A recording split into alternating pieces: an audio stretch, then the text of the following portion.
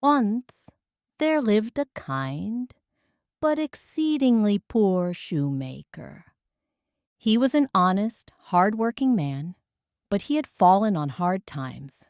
So hard, in fact, that he could no longer make ends meet. All that remained in his workshop was enough leather to make a single pair of shoes. The shoemaker stands at a table in an orange top, touching a large piece of leather stretched out in front of him. In the light of the setting sun, he carefully cut out his last piece of fine leather and neatly laid it on his workbench, ready to finish his work the following day.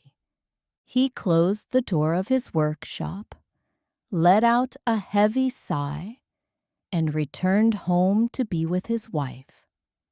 "Take my hand, dear," he said.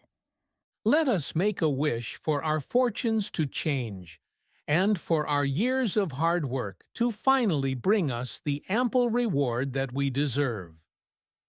His wife stretched out her arms, laid her hand softly into his, and they made their wish.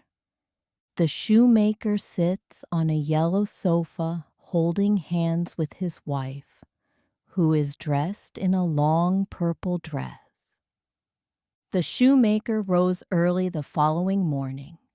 As usual, he ate his breakfast, brushed his teeth, gave his wife a kiss on the cheek, and made his way to the workshop. The shoemaker kisses his wife's cheek. He was expecting to find his workbench just as he had left it, with his carefully prepared leather ready to be made into a pair of his finest shoes. But this is not what he found.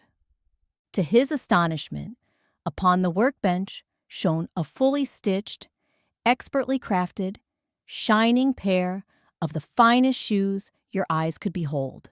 They were perfect, immaculately finished to a standard that he, himself, would have been proud to put his name to. He stood there for a moment, utterly dumbfounded. The shoemaker looked shocked at a pair of shiny brown shoes sat on the table. "I don't believe it," he thought to himself. Suddenly came a loud rap at the workshop door. A well-dressed man entered and said, "Good morning, kind sir. I was passing and that pair of fine shoes on your workbench caught my eye. Could I please try them on?" "Why, yes, of course," said the shoemaker. The man knelt down and tried on the shoes. "Just as I suspected," said the man. "A perfect fit. I'll take them." A man in a cream suit sits on a gray seat with his long legs raised in the air, looking happily at the shiny brown shoes on his feet. What happened next shocked the shoemaker, perhaps even more than the appearance of the shoes. The man asked the shoemaker for the price of the shoes. The shoemaker told him, and this was the man's reply. "Nonsense!" cried the man. The shoemaker looked disappointed. "I mean to say," the man continued, "that the quality and workmanship is plain to see, and I will not pay a penny less than double what you ask." The shoemaker thanked the man dearly for his generosity.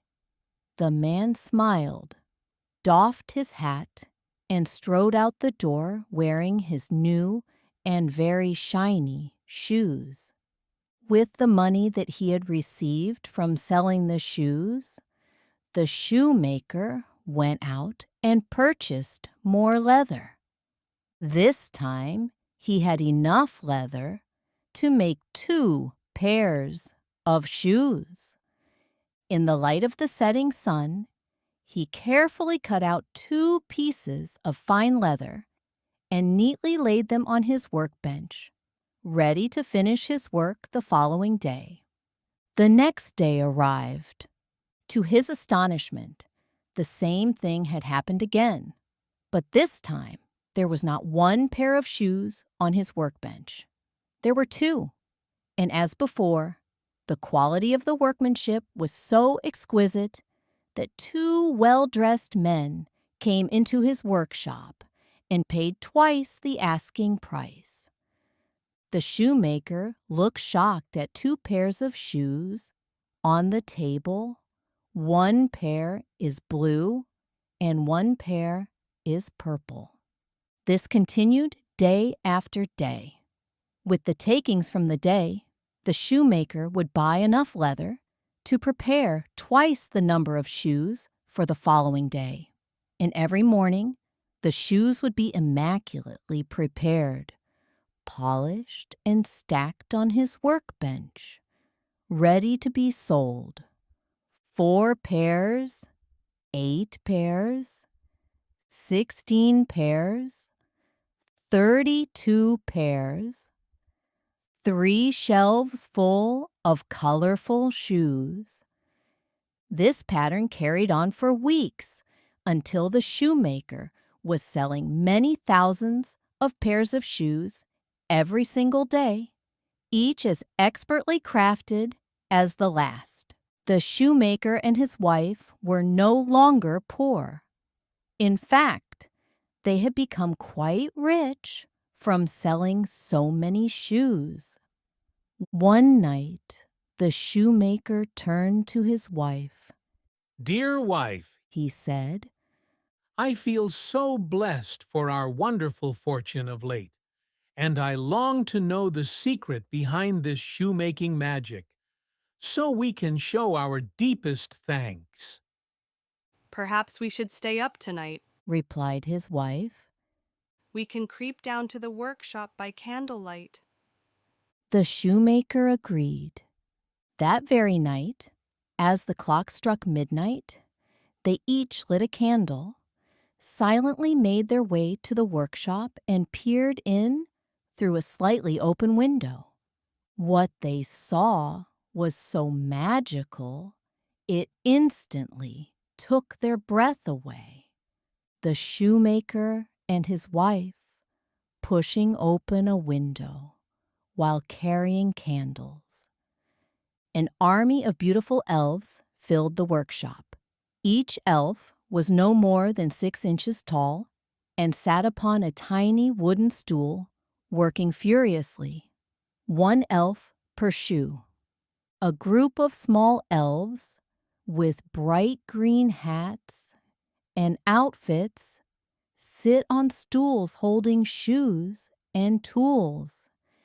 They rapped and tapped and hammered and stitched at such a rapid pace you could barely see their little arms at all.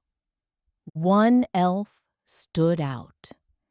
She was not hammering nor stitching. Instead, she was standing at the front of the workshop, facing the other elves, like the conductor of a miniature orchestra. She wore a tall, pointed pink hat with the words Grand High Elf neatly embroidered on the front. A pink-clothed elf with a long, pointy pink hat stands on a stool. Suddenly, the candle slipped from the shoemaker's grasp and landed with a thud upon the stone floor. Hearing this, all the elves froze in terror. A moment passed, then the Grand High Elf cried, Everybody run! and that was it. The scene that ensued was nothing short of pandemonium. The elves scattered in a frenzied attempt to flee the workshop as fast as they could. Please wait. Cried the shoemaker, We are here to say thank you said his wife. for all of your amazing hard work and kindness, and we would like to show our appreciation by doing something kind in return. As the panic subsided, all eyes fell on the grand high elf. She stepped forward and said, We are hungry and the clothes upon our backs are threadbare. Would you be so kind as to feed us and replace our clothes? We would be forever in your debt. The shoemaker lay down on the ground, his face now level with the grand high elf. The pink-clothed elf shakes hands with the shoemaker. He smiled at her and said gently, Of course, your highness. We will gladly give you all the food and clothes you desire. And please forgive me, but I've noticed that your feet are bare. I'd also like to make you each a pair of my finest shoes. She smiled back. That would be wonderful. She replied. From that day forward, the elves, the shoemaker and his wife, became the very best of friends. They worked hard and went on to live a happy, prosperous, and full life together.